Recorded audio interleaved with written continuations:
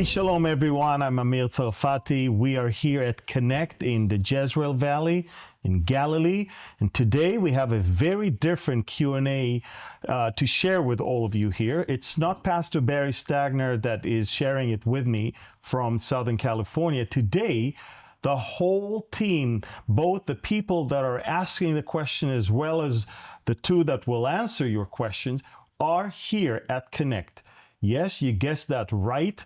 We have a tour group of some very brave people that made it to Israel, even though there are so many rumors of wars in regards to the situation in the Middle East. They made it. It's about 30 people from America, Japan, Australia, and we are going to have this group, our group, asking the questions today, and Pastor Mike Golay and myself will answer them.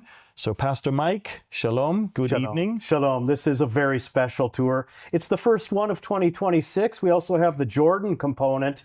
And as you said, the brave souls that have made a decision on their own free will. Even some of their family members didn't necessarily agree to be here at such a time as this. Today was a phenomenal day. It was. And it was a very successful day, and we expect the rest of the trip to be very successful. Yeah, we started a day in Joppa where we studied about how Peter was a very, very obedient person to the calling of the Lord to share the good news with the non-Jews, with the Gentiles, following probably Jonah, who also received that task to go to a non-Jewish city in Nineveh, which is Iraq of today, and warn them and ask them to repent. Of course, both cases, originally they said no, but then God changed their mind somehow. Yeah. And of course, Nineveh, the whole city repented then. And of course, when it comes to Peter, we know exactly that the outcome of Peter's obedience is seeing all of the people here today sitting with us and all of you guys that are watching from all over the world. We moved on then to Caesarea, where Peter actually shared the good news with Cornelius and his family and his household. And we ended up the day on Mount Carmel, where Elijah had this amazing contest with the prophets of Baal and Asherah.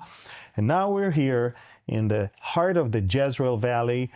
And what we're going to do is this. People have microphones. They're going to ask the question. Mike, you're going to repeat it. Yep. And then we're going to try and answer as best as we can. So our group has been instructed to ask any question about the Middle East, Israel, Bible prophecy, and the Bible. It's a very special opportunity, and I wish you could all see this group. They're a fine group of people. So let's begin our question and answer time. We'll have our hands up, and then we'll get a microphone to you so the video feed or the audio feed can hear you clearly, and then I'll reiterate the question. Matt has the first question. Okay, there you go. Alrighty. Two questions about the coming global, the coming global empire that's going to be taking over the entire 7-year tribulation. There have been many speculations about, is this global empire going to be like America, or is it going to be some other kind of nation? What is the actual biblical case for this being a type of revived Roman Empire? And two, what are the present conditions in Rome now that can basically prepare for that? So your question, to summarize, really is, what is going to be the culture of the future, so-called Roman or global or whatever many people are calling it, and who's going to be behind it? Mm-hmm. That's quite an awesome question. It's part of the book of Revelation. Amir, what do we know about that? So first of all, in regards to the hints about the Antichrist rising from Western Europe, it's very simple. When you read in Daniel chapter 9 about the emperor that is going to, at the time of Daniel, it was a future event, that he will come and he will destroy Jerusalem and the temple. Obviously, that's the Caesar, or the Caesar or the emperor of the time of the Roman Empire, first century. Now, when Daniel was talking about those 70 weeks, the time of the destruction was within the framework of the end of the 69 weeks. And then he moves to describe the 70th week, the last week, and he's not talking about someone from a completely different part of the world. He continues with the same language, but he's talking about something that is obviously a future event. Because if the temple was destroyed after 69 weeks, how come a new leader will stop the sacrificial ceremonies halfway through if there is no temple? So obviously there will be a new world leader. He's going to increase Hegbir Brit, to somehow cut a better covenant, a covenant that will not just be peace, but also include the temple component. He will allow the building of the temple, the resumption of the sacrificial ceremonies, and halfway through, stop them. So we believe that if Daniel, who described this whole thing, did not differentiate geographically these two people, that means they could come from the same place. In regards to the global empire, the Antichrist may come from Western Europe, but the idea of the world as it is today is definitely not applicable, because we believe that the division of the world will be completely different. The Bible speaks in the book of Revelation about 10 kings that will not receive yet their power, and they will receive their power and then obviously let the Antichrist be above them.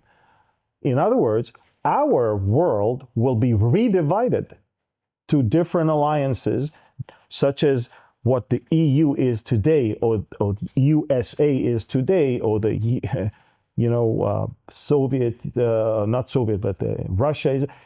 The whole area will be redistributed.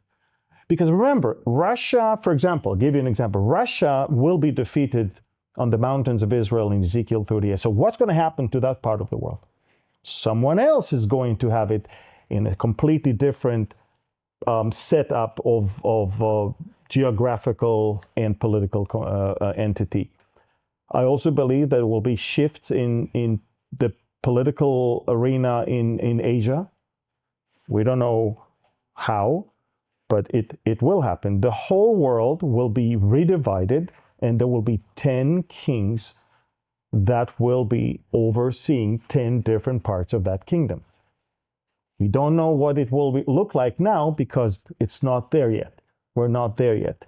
But we do know it will happen, and we do know that this is how, in a much more effective way, the Antichrist is going to rule the world. So that's as far as your question is concerned. So. And I'd also remind you too, and we've talked a lot about this over the years, the more urban you get in today's day and age, the more consistent the cultural values will be. There are usually going to be a lot more openness to rogue sexuality, anti-Semitism, or going back in time for many of the religious persuasions. And so any religion goes. They're going to want one world order, tolerance, acceptance. And that's that Babylon that you brought up, the confusion, the melding pot globally. And we're doing more communication now than ever in history. We're doing more travel now than ever in history. And we have more technology to link us ever in history. And so all of these pieces are converging even now. But I also want to remind all of you that if the Antichrist is going to allow the Jewish people to build another temple, that means that anti-Semitism as it is today will come to an end. Understand what I'm saying? Obviously, there will be a deceptive spirit of this is the temple of God. Jewish people will believe this is the temple of God.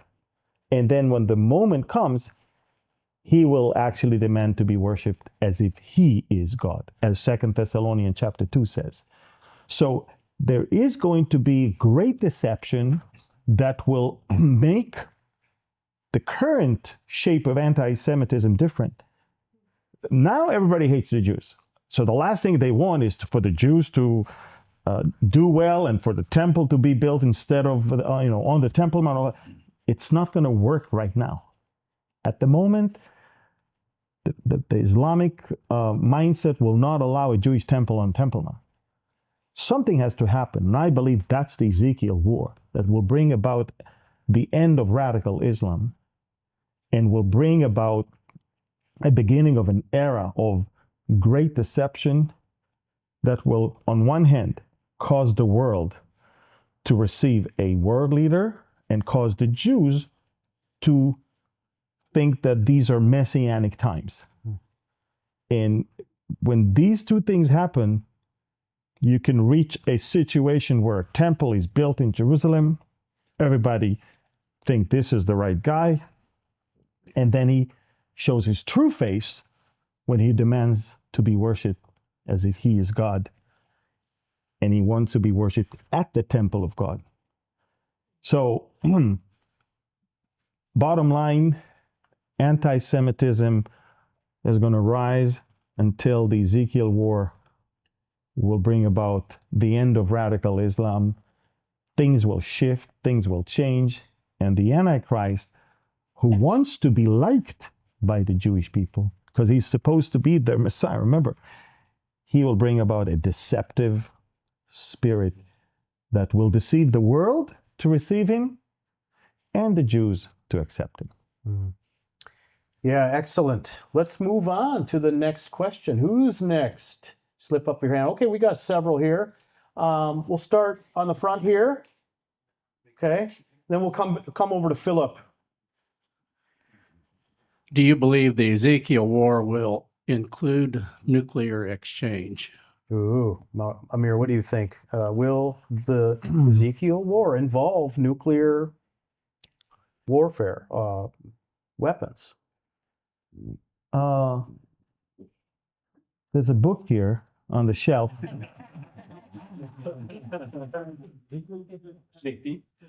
Look, the bottom line you need to remember from the Ezekiel war is that God will win in a supernatural way. And so we are not going to win because of any use of any great weapon. Now, will the armies that are coming against us try to hit us with whatever they have? I'm pretty sure they will. What is it? We have hints in the 39th chapter of Ezekiel as of the things that will be burning for a certain time, and they will have to be left somewhere in the area of the Dead Sea to be burning for that long.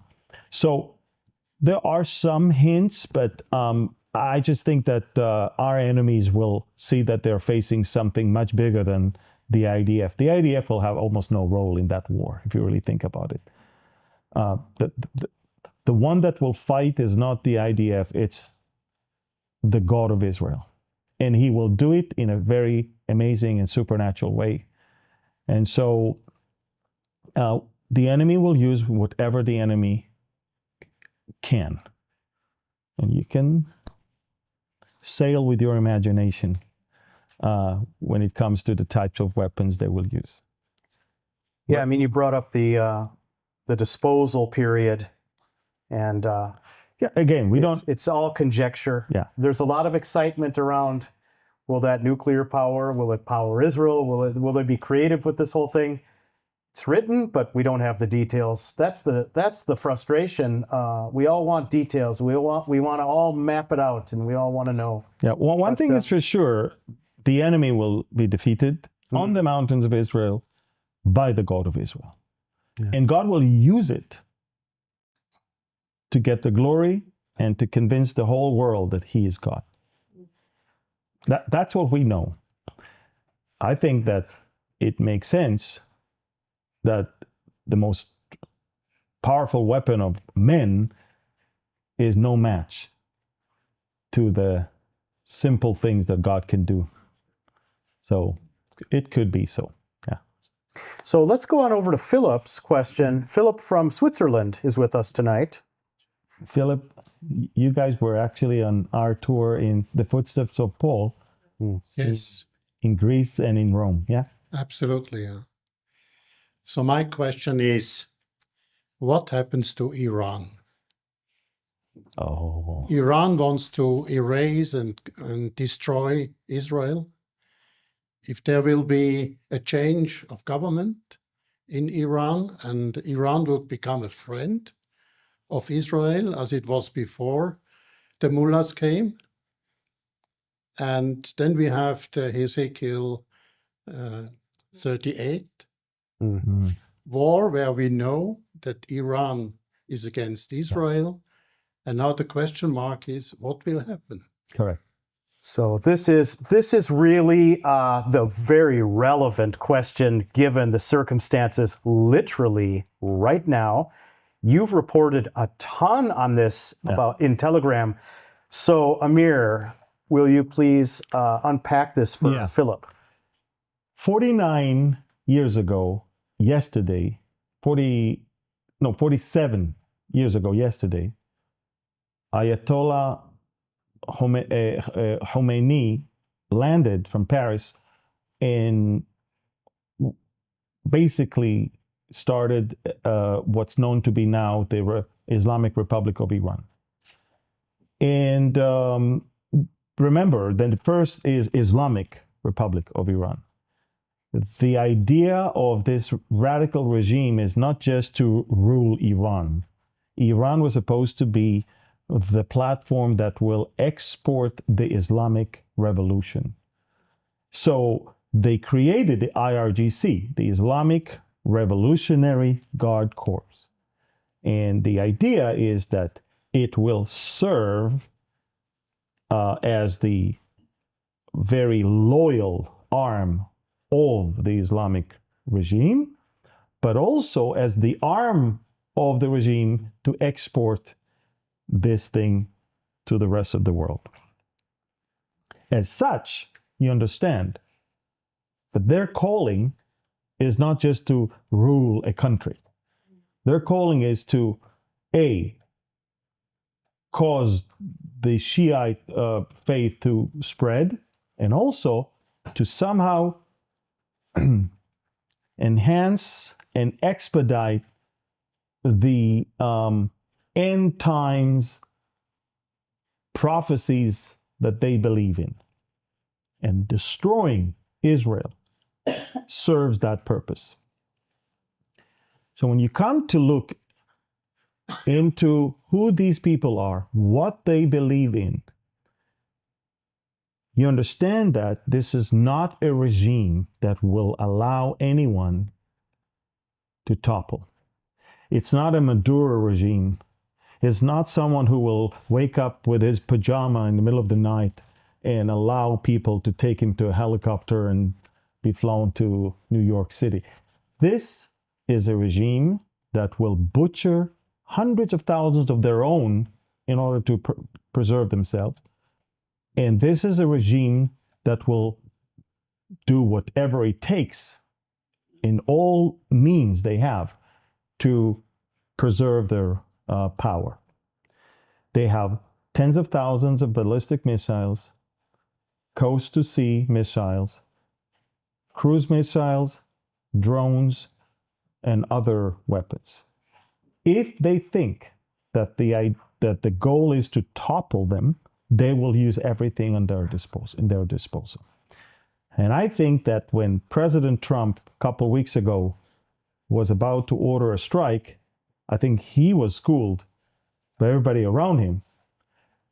If you really think about toppling the regime, expect a tenfold response than what anybody had during the 12-day war. And that's why he immediately stopped it. And that's why 2 weeks later, the American forces are not enough to withstand an Iranian response. And this is why in the last 24 hours, the music has changed. The music is no longer, we will topple the regime. The music is now, we want to reach what? A deal with the regime. We want negotiations. We want somehow, bottom line is the regime stays in power. It just has to relinquish its nuclear and ballistic missiles programs, and that's it. Personally, as you suggested, I believe that the Ezekiel scenario is a given. God's word is 10 times more accurate than the news today and circumstances around us. So it's not a question of will Iran join a coalition against Israel. It's not a question because we know it will happen. The question is what's going to happen between today and that point. I find it very hard to believe that in between where we are today and the Ezekiel war, there's going to be a cycle of peaceful government, another set of peace agreement with Iran, and then another Islamic revolution, and then another hostile regime. It is way more likely, based on Bible as well as reports that we get from the area, is way more likely that somehow the regime will reach an agreement that will keep them in power. All they want is to kill the time until President Trump is no longer the president. We're talking about how long? Less than 3 years. Less than 3 years. They're masters in negotiations and they're masters in deception. And so my assessment is either America will strike but not topple, or America will reach a deal and not topple. And even if the current regime will be toppled, no one tells you that this country will have a peaceful transition of power and will one day become the best friend of Israel. Now, this is a wishful thinking. This is something I wish to see. In fact, I hope I'm wrong in all of my prediction right now. But since my opinion doesn't really matter, but what the Bible says matters, then you're right. The Bible clearly indicates that Persia will join Rosh, Meshech, and Tubal, and will join Gomer and the house of Togarmah, Put, and Cush in their attack on Israel. I know that it's not probably the answer that the brave Iranians wish to hear. I wish I could tell them that tomorrow there will be a regime change. I wish I could tell them that the day after tomorrow there will be peace agreement with Israel. I wish I could tell them that the Islamic Revolution is over and that the Islamic Republic of Iran is no longer in existence. I want to be the first one to say that. But wishful thinking is one thing and reality is another. And the reality is that it's a big country. It's a very divided one made of so many different minorities. It's going to be very, very hard to topple the regime and have a peaceful transition of power to someone that is in love with Israel. Yeah, to further enhance what he's saying here, if we were to roll back the clock, Philip, and we were told even in December that the Crown Prince was going to try to organize some kind of takeover, Trump immediately, when these people started to press in against the Ayatollah and the mullahs, Trump said, "We got your backs." And so that increased the intensity. And to our embarrassment, and I will say as an American, I'm embarrassed that we didn't come through for them to their level of expectations. And so they have Islamic mullahs everywhere controlling a lot of the mines. They've built up the infrastructure to be a military country. The people have no weapons. They were suppressed, and tens of thousands of them are dead. Very sad. Yeah. And what happened in Gaza, as far as death toll in 2 years and 3 months, actually almost happened in 48 hours in Iran. But unlike Gaza, the Iranians were civilian and unarmed, and they never really committed any massacre before. Whereas in Gaza, it's a different story. And so, look, I think the protesters also know that without arming them and without help on the ground, there is no amount of air raids that will ever topple that regime. There's no way. So if you want to topple a regime, certainly a ruthless as the one that we are dealing with, it has to be a very calculated move with a lot of heavy weaponry that should flow into that area, and it has to be from the ground as well. And as long as it's not done that way, the chances for that are slim. Yeah. Everyone knows that. I think they know that as well. What they were hoping is that help will come from the ground, not just from the air. What they were hoping is that while America will drop bombs from the air and maybe somehow eliminate the leader, someone else is going to give them help from the ground as well. Yeah. And biblically, we know that as tragic as this is, biblically we know Iran will in fact join Russia and Turkey to invade Israel in the future. And maybe after the Ezekiel war, when the Iran that hates Israel will be defeated, we will see a free Iran. We will see those people finally getting what they want. Could be, and I hope I'm right. But to get to the point where a country like Iran will join a coalition that will come and invade Israel in order to destroy it, you have to have a very hostile regime. And this is what we have right now. Now, if I'm wrong and tomorrow the regime is toppled, then I assume the Ezekiel war will take place, but not as soon as I thought it would be. That's all. And you know, I would be okay with that also. And that's all I can say. Well, excellent use of time so far. Ceci has a question. Let's get her question up. Shalom, Mike and Amir. Thank you for inviting us to your beautiful Connect Center. It is miraculous. It's beautiful here. My question got partly answered. It was regarding President Trump, who, in my opinion, is been the best president for the United States, has been the best friend of Israel, since I would say President Truman, Nixon, and possibly President Reagan. But my question is two, actually. One is, what specific advice would you give to President Trump today regarding Iran, the Middle East, Israel? And my second question, which I've been curious, I have my own opinion about this one, is who would be the best suited to carry on the legacy of President Trump, J.D. Vance or Marco Rubio?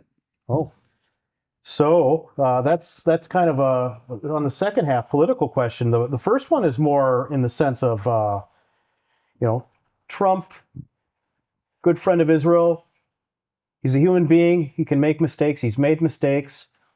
How would you gauge what her question is on Trump and the welfare of Israel? How do you foresee the next few years of his presidency? And like she said, what advice would you give him? Well, let's start with, I agree that President Trump is by far the best president that America had, and definitely the best friend Israel had in the White House. There's no doubt about that. And I will also admit that a lot of us had big doubts whether any of the hostages will ever get back. And to speak today, February 2nd, and to know that we just went through the first weekend without any Israeli hostage in Gaza, it is miraculous. And much of it has to do with the way he did things. So even if you don't agree with the way he's doing things, eventually you need to judge it by the outcome. And the outcome is that Israel is in Gaza. 53% of Gaza is still controlled by Israel. All the hostages, whether dead or alive, are back. And phase 2 is about to begin, which is disarming Hamas and demilitarizing the Gaza Strip. If you told me a year ago that we will be at the point where all the hostages are back, Israel still controls 53% of Gaza, and we're at the point where Arab countries are signed on a paper that actually obliges Hamas to disarm and Gaza to be demilitarized, I would think you're crazy. And here we are at the point where it is a reality. Every time somebody doubted Trump's stance on Israel, and for the most part, it's the Israeli left, the liberal left, that never liked Trump to begin with. And throughout the whole past year, always thought that now Trump is about to stab Netanyahu in the back. No, okay, it's not now. Now. Okay, it's not now. Now it is. They're always waiting for it, and they're always being proved wrong. So I think that Trump has in his mind, the world is divided to the bad guys and the good guys. And I think that Israel is on the good guys' side in his mind, in his world. I also believe that the way he does things is different. However, now we're coming to your second part of the question. I believe that the Republican Party and the conservative camp in America has been infiltrated and is heavily deceived and is filled with a lot of anti-Semitic people. And I think that we are losing the younger generation of that conservative camp due to the fact that many of them are following certain influencers that are, I don't have any other way to describe it, they're demon-possessed. That's the only way I can describe it. They're obsessed with Israel. They have a demonic spirit in them. And even now with this, everything that happens, they will immediately look at it through the filter of Israel is the problem. Doesn't matter what the issue is, Israel is the problem. So my outlook for the coming 3 years is that President Trump will stick with us, but it will be more and more and more difficult for him. And I do believe that eventually, with the way things are going, as much as I wish Rubio will be the successor, which I think would be a much better thing, I think the way things are moving and the way the younger generation is pressing and pushing, I think it's likely that Vance will be the preferred option, just to make sure that they get the maximum support and not lose support to the Democrats. Which means that I do believe that the time is coming when America, from both sides of the house, will no longer be standing with Israel. If it used to be 90% or 95% of the house standing with Israel, because there's always there was always that little Islamic part in the Democratic Party that was always against us. Now the gap is getting bigger and it's getting wider and wider, and we see pockets not only in the Democratic Party but also within the Republicans. And I think that Trump himself, during the Hanukkah party at the White House, said to the Jewish people, "You're losing support in Congress. It's no longer an automatic support that we used to have. That's it." The good thing is, the God of Israel does not need America to protect Israel. The God of Israel can also use his own power by ways of earthquakes and brimstones and fire and all of that, which he will use in order to win the war. As I alluded earlier today, when we were in Caesarea, my concern is not if Israel will survive. My concern is, where are you going to be? On which side will you find yourself when Israel is going to survive? And I'll be as honest as I can with you. America is moving in the wrong direction. And at least when it comes to that particular issue. And the good thing is, when we get to the point of the Ezekiel war, we'll find ourselves alone, as the Bible says. But the God of Israel will intervene and fight for us. So I trust President Trump and his judgment when it comes to how to do things here. I believe that all the other politicians tried everything else and everything else failed. But I also think that he is the last president and leader in America that will be as close of a friend to Israel. And I think that there will come a day when we will all miss him. And we're going to see a lot of populist ideas and very, very, very sad way of looking at things. Even, I mean, we just had a few days ago the International Memorial Day for the Holocaust. And you could see that a lot of people, when it comes to people in power, had a hard time saying the right words.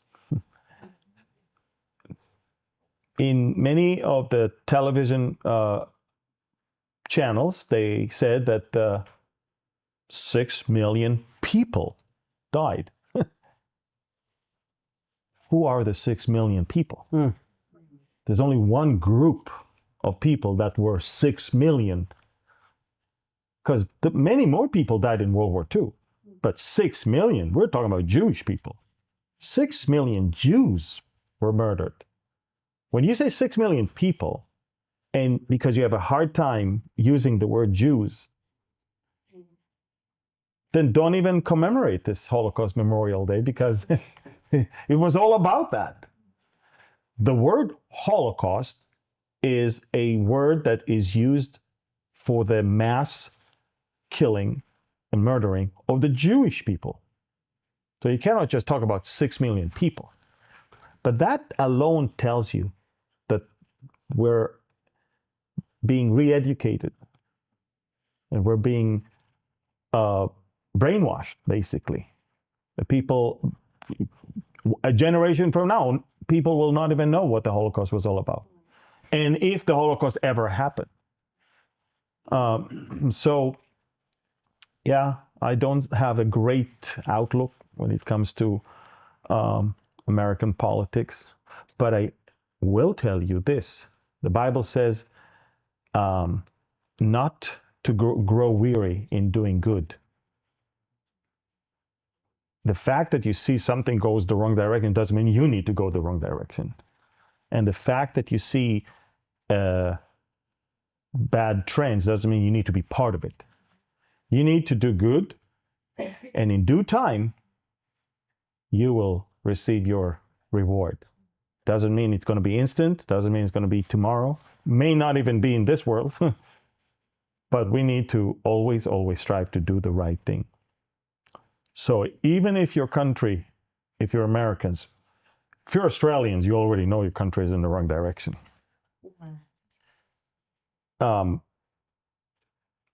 But I'm just saying, even if you look at a country that goes the wrong direction when it comes to Israel, at least you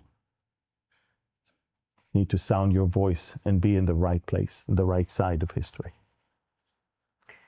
Yes, Ceci, we do what we can, but let's just remind everybody from a pastoral perspective, love the Lord your God with all your heart, with all your soul, and with all your mind, and your neighbor as yourself. We don't have to love our country with all our heart, mind, and soul. We love the Lord with that, and that was the values that drove the foundations of the United States. So the more we do that, the more we vote towards that, the more we prolong the beauty and the strength of the United States. Secondly, the prophecies, especially of the end times, surround Israel, support of Israel, and preaching about the truth of how Israel is the cog that makes all of the sense in the interpretation of how all these cogs come together. And so it seems like President Trump has at least some understanding of that, but certainly from a political standpoint. Hopefully any leader will project the values of the Bible and strength of leadership and have results. Otherwise, we should all be encouraged that we already are worshiping the Lord and the God of Israel, and our future is secure and inevitable in that sense. And we do what we can with our own sinful, fallen countries of what tools the Lord has allowed us to as responsible citizens. So we're nearing the end. Really? I believe we have one more question. Right. Let's come right here and ask. Yeah, Kathy. Let's get Kathy's question. So I was in a Bible study, and I've heard this from a couple different places where they said when the Babylon is fallen, and they said that's America. Okay. And I thought that didn't sound right. Okay. Give me your comments on that, because I don't know how to really speak to that other than the Bible. We're so ethnocentric in America that everything revolves around us. And it's like, but the Bible's all about Israel and the land. Yeah. So can you comment on that? Babylon has fallen, the great mystery. This is in Revelation 17:18. Amir, you've spoken and taught a lot about Book of Revelation. You wrote a book about it. Again, it's kind of relevant to what Matt was asking in a sense, but let's cover that section. Well, I do believe that Mystery Babylon is definitely not physical Babylon, okay, of Iraq of today. That's what I am sure about. But I will tell you that the more we look into Babylon, we look into a system rather than a specific country. We look into a financial system, a political system, and a cultural and religious system. All of that is going to fall. All of that. Now, description of a specific location of the people in the ships will see that things are destroyed, and from afar, it's a very picturesque description that is not necessarily talking about America, because not all of America is right next to the shores, okay? And not all of Europe is next to the shores, not all.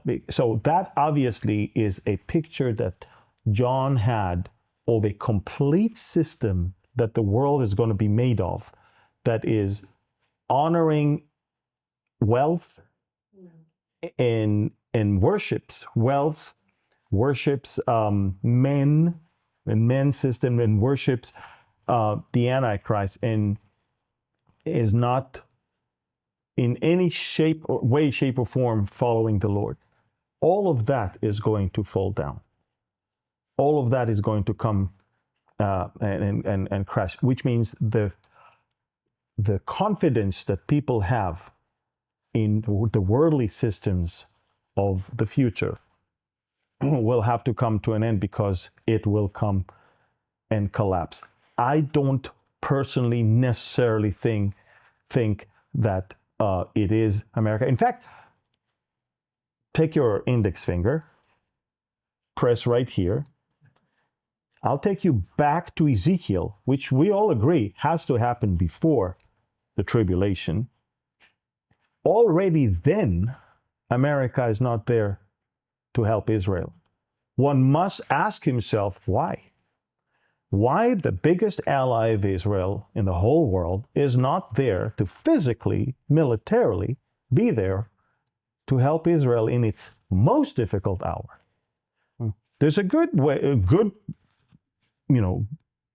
there's a good chance that an implosion will already happen. There's also a good chance that the rapture took place and that paralyzed America in a way. So that doesn't have to be America necessarily as Babylon. America today is a big force, but if you move forward, not too long from now, it won't be. It won't be. And the Antichrist is not going to come from America. And so why would America be that which won't be that big of a deal then? So I'm not one of those that will put America as a mystery Babylon from Revelation 16 and 17. I don't personally think so. And one of the main reasons is I think America, even way before that, will no longer be the world superpower. Okay. Yeah, let's we still have time for at least one more question. Yeah, please.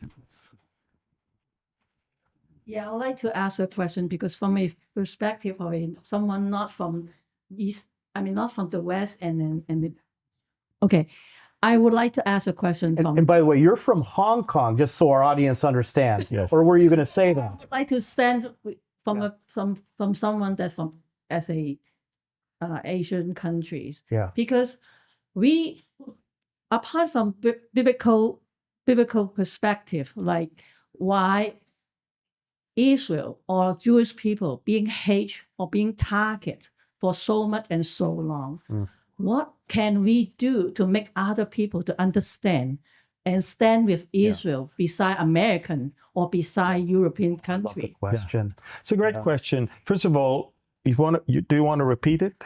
Well, the question is, what can you do? I don't care where you're from. You're from Hong Kong originally, but we have Americans, we have Swiss, we have Australians. I don't care where you're from. The Bible has a clear mandate that Israel is God's chosen nation, especially in the end days with the fig tree coming back to life. So the question is, people really don't know how. Okay. What does that look like to support Israel? How far do you go? What does the Bible say? And why? Okay. First of all, most of the anti-Semites are relying on fake and false narrative. So the first thing you need to do is expose them to the truth. For example, this whole Palestine narrative, many of them don't know that there's never been a Palestine as a country in the history of planet Earth. So first of all, disseminate truth. Spread the truth. Give them tools. Take them back to archaeology. Show them history. And then establish credibility when it comes to the Bible. And once the Bible is credible enough in their eyes, because everything it says that happened did happen, we have proofs for that, which obviously it means that everything it says it will happen, then it's easier But if you're looking at people who do not believe in the Bible, there's a lot of Israel defenders that don't believe in the Bible, but they believe in being decent, honest, and a truthful person, to be a truthful person. And so, again, I don't believe that any person that hates the Jews for being Jews or hates Israel can ever base any of those two things on true facts. It will always be on lies and will always be on deception. So, for your sake, if you want to explain to people why they need to stand for Israel and how they need to stand for Israel, first of all, ask them, is truth even something that you are interested in? Because today it's the Jews, tomorrow it's someone else.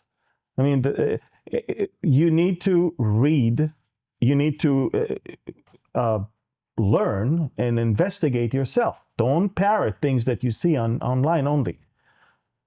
I see more and more people sobering up to the understanding that everything they heard was a big lie, but it's only because they dared to ask the questions and they dared to investigate. Now, as I said before, I think that standing on the side of Israel is a spiritual thing. Beyond facts and beyond current events, it's a spiritual thing. And I do believe with all of my heart that it's a spiritual battle. It's a battle on the truth. It's a battle on the minds of the people. And so you can fight spiritual battles with spiritual weapons. And this is why we believe as a ministry, and that's why we started also Gen Zion right now. We believe that the only way to fight this is by teaching people the Bible, is by exposing people to the Bible, by equipping them with the spiritual weapon that they can fight in this spiritual war. Because it doesn't make any sense. The way that people around the world hate Jews and Israel makes no sense, only if you understand there's a spiritual component to it. And I see a lot of Jewish people, non-believers, they're Orthodox Jews, who will say the same thing. They understand it's spiritual. And I say, if you understand it's spiritual, then you have to fight it in the spiritual. By the way, Balak, the king of Moab, who commissioned Balaam to go and curse Israel, remember? In Numbers 23. Why do you think he commissioned him to curse Israel? Why do you think he paid him money to lift up his oracle and to pronounce a curse on Israel? Because he knew that in the physical he cannot win. And he figured, doesn't make sense how these people always win the war. It has to be a spiritual thing. And since it's a spiritual thing, why don't I move to the spiritual realm? But because it was the spiritual realm, Balaam said, how can I curse him who is not cursed and denounce him who is not denounced? Only when you understand that it's a spiritual thing and you equip people with a spiritual weapon, then they understand that they cannot curse that which is not cursed and denounce that which is not denounced. And by the way, Israel was meant to stand alone and not to reckon itself among the nations. Am levadad ishkon. These are the three words every Israeli knows from what Balaam said in regards to Israel. People that will stand alone. We were never meant to be a nation like all the others. We were never meant to be a nation that should assimilate to other nations. And every time we tried to do that, we suffered and we were punished also. So look back and see what is the portion of all those who cursed us. They were cursed. And all those who blessed us, They were blessed. That alone should be enough for people to make the right decision as for who they're standing with. I want to thank all of you for being here. I know you're tired and hungry, and maybe even in a need for a shower. Not that I think that, I'm just saying, for sure it's been a long day. Some of you arrived this morning, some of you arrived late last night, so we want to send you to the David's Harp Hotel right in the northern part of the Sea of Galilee. I want to thank everyone for watching our first ever Q&A with a live audience here. We want to invite you to come with us to Israel. We've got tours throughout the year. Be bold. Don't believe the Midianites. Come. And also come to connect and be part of something that we may start doing from now on every once in a while. I want to thank you, Pastor Mike, for moderating it and helping us with this. Continue to pray for this country. There are wars, but there's also rumors of wars. But we know that he that keepeth Israel neither slumbers nor sleep. And we also know that Israel has a future and a hope. And we're not intimidated and we're not afraid. Please subscribe, comment, share, and follow us on YouTube, Facebook, and Telegram and Instagram. Again, thank you everyone for being here. Thank you. God bless you, and shalom.